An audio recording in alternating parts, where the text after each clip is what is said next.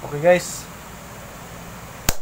panibagong araw, panibagong vlog po tayo. Andito po tayo sa munting electronic shop ni Agoy Agoy Tech. Shoutout pala sa mga followers ko, 12k followers na po tayo. Marami pong salamat po sa inyo. Ay may isang followers ko po na nagpapa home service ng TV sa Novaliches na si Ma'am Evelyn. Shoutout po sa inyo, ma'am. At guys, yung isang unit na pinagawa niya sa akin ng TV, naging 4. Okay guys, panoorin mo tong video na ito.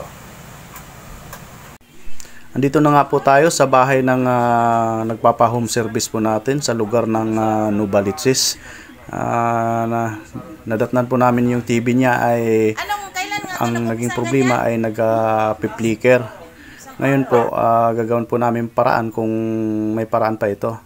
Ang ginagawa po namin, nililinis po ng lahat ng LVDs niya at nagtanggal po kami ng diode sa dulot-dulo. At naghahang po kami ng resistor sa CKBB1, CKBB2. Lahat tinanggal po namin.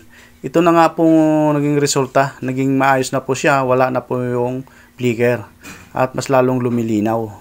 Okay guys, ito naman po yung isa. Ang problema po nito ay madilim po sa kabilang side. Ang tatak po nito ay Samsung 55 inch. At ang ginagawa po namin dito, yung sinasabi nila na minsan yung mga ibang technician, ang sabi nila pitas tainga. Ngayon po ay dinandahan po namin tinanggal po yung itong COF nga. Gamit po yung hot air po naming dala. Ngayon dinandahan po namin tanggal. At pagkatapos nililinisan po namin. At ito na nga guys, itong 6 na COF tinanggal po namin.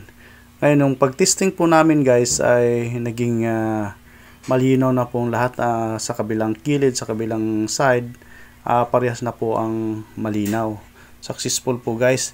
Ang pangatlo at pang-apat po ay ang naging problema ay yung backlight lang po ang sira. Pinapalitan po namin ng lahat ng backlight kasi parang walang back job po. Lahat brand new po yung backlight.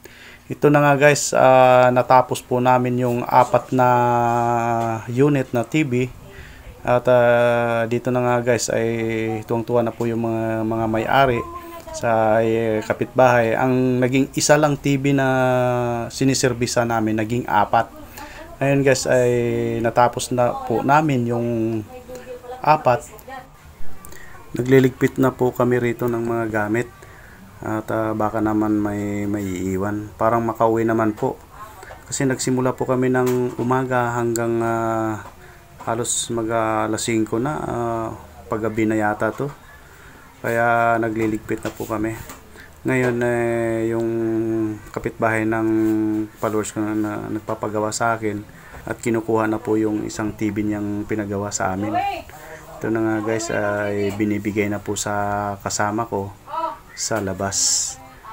Pagkatapos dito guys ay naisipan ko po ay nagpapa-picture kami rito sa may-ari na si Evelyn Salupan, ang masugid kong followers.